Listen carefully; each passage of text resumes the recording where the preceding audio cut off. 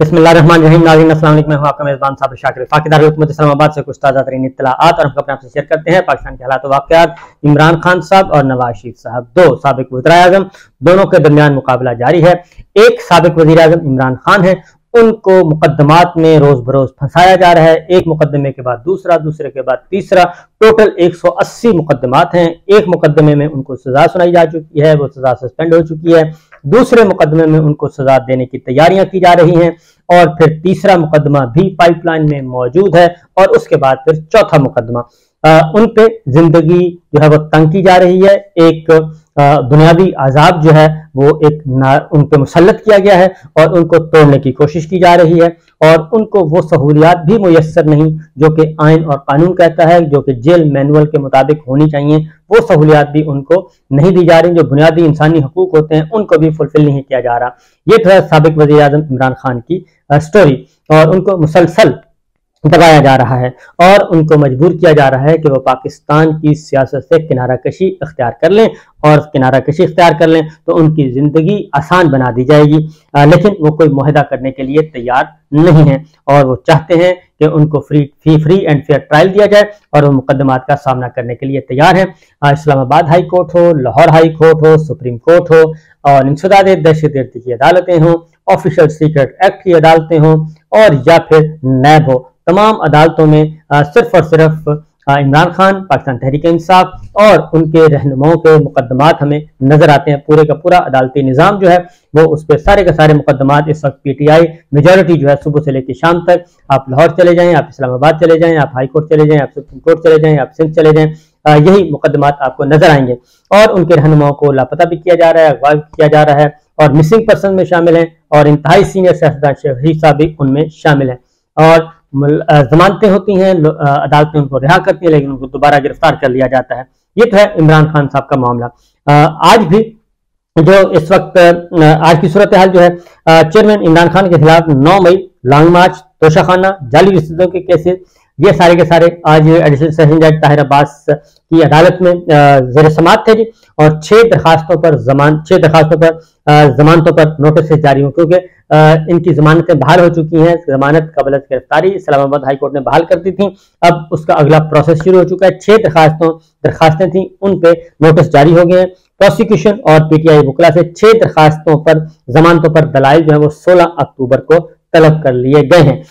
तफ्तीशी अफसरान और प्रोसिक्यूटर्स को 16 अक्टूबर को उन्हें कहा गया कि आप आएं और आके बताएं। इसमें तरनौल, रमना, कराची कंपनी सेक्रेटेरिएट, कोसार थानों के तफ्तीशी अफसरान रिकॉर्ड समेत तशरीफ लेके आए, यानी उन पे मुकदमात हैं। कोई तोड़ फोड़ का मुकदमा है, कोई भी ऐसा मुकदमा नहीं है जो इमरान खान, पाकिस्तान तहरीक इंसाफ के रहनुमाओं पर न दर्ज किया गया हो, न सिर्फ उन पर बल्कि शेख रशीद साहब भी उसी में शामिल हैं। लेकिन मुकदमात में असल में जान नहीं है, इसलिए फिर दूसरे हरबे इस्तेमाल किए जाते हैं। ये शहबाज शरीफ साहब की हुकूमत 15 जमाती 16 जमाती हुक्मरान इत्तेहाद ने ये सारा सिलसिला शुरू किया था और अब तक ये जारी है। उसके बाद दूसरा जो था इस्लामाबाद हाई कोर्ट में वो मामला आया साइफर केस के जेल ट्रायल और जज तैनाती के खिलाफ इमरान खान साहब की दरखास्त थी, क्योंकि 2 दरखास्तें हैं। एक वो अपना जज की तैनाती जो की गई है उसको चैलेंज किया हुआ है, दूसरा जेल ट्रायल को चैलेंज किया हुआ है कि जेल ट्रायल क्यों हो रहा है, ये ओपन कोर्ट में होना चाहिए। और उस पर इस्लामाबाद हाई कोर्ट की तरफ से जो आज इत्तला आई है, समाअत हुई और जेल ट्रायल और जज तैनाती के खिलाफ दरखास्तों पर जो फैसले पहले से महफूज हैं, तो आज जस्टिस आमिर फारूक साहब, chief justice Islamabad high court, उन्होंने ये बताया है कि जी 2-3 दिन तक कोशिश करेंगे कि वो फैसला अनाउंस कर दें। पीर तक उनको कहा गया था लेकिन वो कहते हैं कि पीर मुश्किल है, इसलिए 2-3 दिन लगेंगे और ये फैसला आ जाएगा। शेर अफजल जो है, शेर अफजल मरवत, वो पेश हुए आज और उन्होंने बताया कि साइफर केस का ट्रायल जो है वो शुरू हो गया है लेकिन हमारी दरखास्तों पर अभी फैसला नहीं आया और पीर को फिर जेल में समाअत है, इसलिए आप पीर तक इस फैसले को सुना दें। तो चीफ जस्टिस आमिर फारूक साहब ने कहा कि जी मैं कोशिश करता हूँ और 2-3 दिन में ये फैसला जारी कर दूं, लेकिन अभी मंडे तक मुश्किल होगा। और फिर उन्होंने कहा कि आपकी एक पिटीशन अटक से अडयाला जेल की मुंतकली थी, वो मंजूर हुई, लेकिन अब प्रेस में आ रहा है कि वो गलत हुआ है। तो ये इसके बारे में चीफ जस्टिस ने शेर अफजल मरवत साहब से पूछा, उन्होंने कहा जी हमारी तरफ से ऑफिशियली ऐसा कोई बयान नहीं दिया गया, अनऑफिशियली प्रेस मीडिया में चल रहा है। मैं चीफ जस्टिस साहब ने कहा कि मैं हैरान हूं कि जी आपकी पिटीशन मंजूर हुई तो फिर आप ये क्यों कह रहे हैं कि हमें अडयाला जेल तो उन्होंने कहा कि अडयाला जेल में बी क्लास दी जाए और बेटर क्लास दी जाए तो चीज ठीक होगी। तो उन्होंने कहा कि बेटर क्लास भी होगी और खोसा साहब की कल पिटीशन थी, इस पर नोटिस कर दिए हैं और मतलब यह था कि अडयाला जेल में इमरान खान साहब को बेहतर सहूलियात देने की कोशिश की जा रही है और इसके लिए आने वाले दिनों में कोई अच्छा फैसला आ सकता है। तो एक तरफ तो जी यह है इमरान खान साहब के बारे में मामला, उनको मुसलसल दबाया जा रहा है और अभी तक सदाकत अब्बासी साहब का जो इंटरव्यू है वो मुसीबत बना हुआ है और अब उसमें आलमी ज़राए इब्लाग की रिपोर्ट्स भी आना शुरू हो गई हैं। उन्होंने राब्ता किया डॉन न्यूज से और बीबीसी ने और उन्होंने बताया कि जी बिल्कुल ये इंटरव्यू रिकॉर्ड हुआ और हम इसकी इन्वेस्टिगेशन कर रहे हैं। डॉन टीवी ने बताया इंतजामिया ने कि वो इंटरव्यू हुआ था, रात की तारीकी में हुआ था और हम इस बात की तहकीकात कर रहे हैं कि ये इंटरव्यू कैसे रिकॉर्ड हो गया। एक जो कि मगवी शख्स था, जो कि अगवा शुदा था, वो उसको लाया गया दफ्तर में, यानी कि सदाकत अब्बासी साहब साबिक रहनुमा साबिक एमएनए पाकिस्तान तहरीक इंसाफ, उनको डॉन न्यूज के लाया गया और वहां पर इंटरव्यू रिकॉर्ड किया गया। और दूसरा उसमें यह भी बताया गया बीबीसी की रिपोर्ट के मुताबिक ये किस एंकर पर्सन ने ये इंटरव्यू रिकॉर्ड किया था, उनके फोन राब्ते जो है वो फोन बंद हैं। तो ये सिचुएशन इस वक्त चल रही है। दूसरी जानिब मियाँ साहब की एक मेडिकल रिपोर्ट आई है जी। मियाँ साहब की मेडिकल रिपोर्ट के बारे में मुफस्सल मैं डिटेल उस पे मेन चैनल पे कर चुका हूँ सारी डिटेल, लेकिन उसमें एक चीज मेंशन कर दूं कि जो मेडिकल रिपोर्ट सबमिट करवाई गई है 4 सालों में सिर्फ एक रिपोर्ट सबमिट करवाई गई है और उसमें सिर्फ ये बताया गया है कि मियाँ साहब जो हैं वो 6 नवंबर 2022 को गए एडमिट हुए और 6 नवंबर 2022 यानी कि सेम डे ही डिस्चार्ज उनको कर दिया गया और उनके दिल के मामला उनको चेक किया गया था। उस मेडिकल रिपोर्ट में बहुत सारी चीजें हैं और उनके मेडिसिन जो इस्तेमाल कर रहे हैं उनकी डिटेल है और नीचे फिर डॉक्टर अदनान को रेफर किया गया है, उनको लेटर भेजा गया और वही रिपोर्ट सबमिट करवा दी गई है लाहौर हाई कोर्ट में। और ये सारा रिकॉर्ड इसलिए तैयार किया जा रहा है कि मियाँ साहब को वापसी पर गिरफ्तार करने के बजाय मियाँ साहब जाएं वापस और जाके अपना इलाज मुआवजा करवाएं या फिर जेल, और तो जेल से बचने के लिए वो इलाज मुआवजे की तरफ जाएंगे और इस दौरान उनकी जो है उनका जो दरखास्त जमानत, उस दरखास्त जमानत अप्लाई की जाएगी, उनकी जमानत कंफर्म हो जाएगी और वो जेल नहीं जाएंगे। जमानत कंफर्म होने के बाद बाकी अपील जो है वो पेंडिंग रहेगी और वो मज़ाहमती बयानियां नहीं करेंगे और इस तरीके से वो शरीफाना तरीके से जिंदगी गुजारेंगे और उसके बाद फिर कुछ अर्सा क़याम के बाद वापस आ जाएंगे लंदन। और उस मेडिकल रिपोर्ट में इस बात की गुंजाइश रखी गई है कि गुंजाइश नहीं बल्कि उसमें मेंशन किया गया है कि उनको फॉलोअप के लिए बार बार आना जाना पड़ेगा, पाकिस्तान में भी फॉलोअप होगा और लंदन में भी होगा, लिहाजा लंदन का फॉलोअप जो है वो ज्यादा जरूरी होगा। तो ये हुआ। अब आते हैं जी पाकिस्तान की सूरत हाल। इलेक्शन, अभी तक इलेक्शन नहीं है, उसकी वजह यह है कि आज भी 2 जो है इजाफा किया गया है निगरान काबीना में और एक शहजादा अशरफ शेख आए हैं जी निगरान वफाकी वजीर तैनात। वफाकी वजीर उनकी समरी भेज दी गई है सदर ममलिकत को और उनको निगरान वफाकी वजीर मुकर्रर किया गया। ये पहले भी निगरान वफाकी वजीर रह चुके हैं और ये रहे थे जनाब जब पीपल्स पार्टी की गवर्नमेंट मुकम्मल हुई थी 2013 में और उस वक्त इनको निगरान वफाकी वजीर मुकर्रर किया गया था।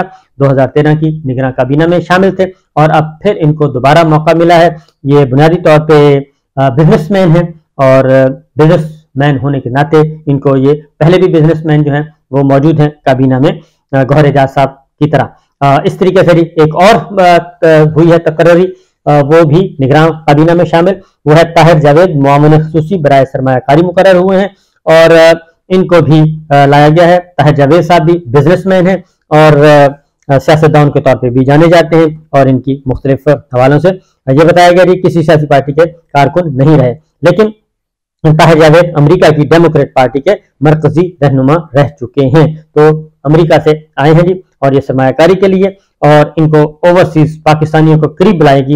उन्होंने कहा जी कि लाएंगे Tahir Javed America, Canada, Europe, तुर्की, दुबई से सरमायाकारी लाने के लिए मुअस्सर पेशरफ्त कर सकते हैं।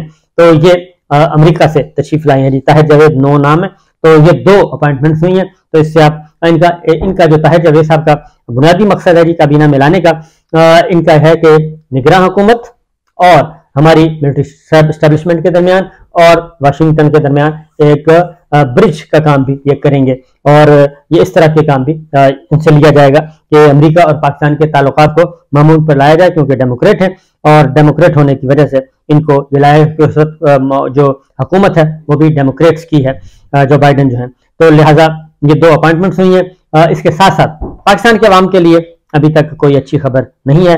पाकिस्तान के अवाम के लिए बिजली महंगी कर दी गई है, दोबारा से मजीद महंगी कर दी गई है फ्यूल प्राइस एडजस्टमेंट की मद में, और ये तकरीबन ₹1.71 का इजाफा किया गया है और ये इजाफा मजीद मुतवक्किल है। लेकिन फ्यूल प्राइस जो है आलमी मंडी में गिर रही है, तो इस एतबार से बिजली की कीमत आइंदा कम होनी चाहिए। अगर इस असूल को मान लिया जाए तो देखते हैं कि क्या होता है। और फिर एक और खबर वो है किसानों के लिए, और किसानों के लिए भी है और ये आइंदा के लिए महंगाई भी लेके आएगी। और वो है कि IMF ने एक और डिमांड रखी है कि खाद जो है, खाद के कारखानों की सब्सिडीज रेट्स जो है वो उन्होंने मुखालफत कर दी है, और जो गैस सप्लाई की जाती है उनको IMF ने कहा है कि रवां माह से गैस महंगी करने का फैसला किया गया है। और फर्टिलाइजर मैन्युफैक्चरर्स के लिए जितनी भी फर्टिलाइजर फैक्ट्रीज हैं जी, उनकी गैस की कीमत ₹580 फी MMBtu की जाएगी, ये उनको बता दिया गया है। और गैस कीमतों में ₹278 फी MMBtu रुपए इजाफा होगा। और फीड स्टॉक के लिए भी जो है वो ₹1580 मिलेगी। फीड स्टॉक के लिए फर्टिलाइजर मैन्युफैक्चरिंग फी MMBtu गैस ₹556 का इजाफा किया गया है। इस तरीके से सादा जुबान में ये है, सादा जुबान में कि खाद फैक्ट्रियों और फर्टिलाइजर की जितनी भी कंपनी हैं फैक्ट्रियां, उनको गैस की कीमतों में सब्सिडी खत्म और उनकी मजीद इजाफा कर दिया जाएगा। इसके अलावा दीगर पेट्रोलियम सनत पैदावार इस दौरान और दीगर जो मसनू हैं सनतें, उनको भी ये गैस महंगी कर दी जाएगी। और ₹580 का इजाफा है, ₹278 का, ₹1580 का, ₹556 का। इसका मतलब यह है कि खादें महंगी हो जाएंगी और मैन्युफैक्चरिंग बाजार है कीमत बढ़ जाएगी, और खादें महंगी होंगी तो किसानों तक खादें महंगी पहुंचेंगी, और वो होंगी तो फिर आगे उनका मुनाफा भी कम होगा, और फिर जो है सपोर्ट रेट वो इमदादी कीमत बढ़ानी पड़ेगी, और ये सारी चीजें फिर ऊपर महंगी जाएंगी। हमारी फसलियात जो है गंदम, चावल, गन्ना, हर चीज जो है वो महंगी हो जाएगी, क्योंकि जाहिर है किसानों को जब चीजें महंगी मिलेंगी तो उन्होंने अपनी मुतालबा करेंगे, और करना भी चाहिए कि उनकी अजनास की कीमतें भी बढ़ा दी जाएं। सब्जी, फल, फ्रूट, हर चीज जो है जाहिर है जो खादें हैं वो हर जगह इस्तेमाल होती हैं, तो ये भी एक आने वाले दिनों में होगा। और जो लेटेस्ट रिपोर्ट आई है जी, लेटेस्ट रिपोर्ट के मुताबिक जो महंगाई है, महंगाई की शरह मुसलसल इजाफा हो रहा है, महंगाई कम नहीं हो रही बल्कि बढ़ रही है। तो ये है जी अब तक की इतलात। इंशाल्लाह अगले व्लॉग में फिर हाजिर होंगे, इजाजत दीजिए, अल्लाह हाफ़िज़।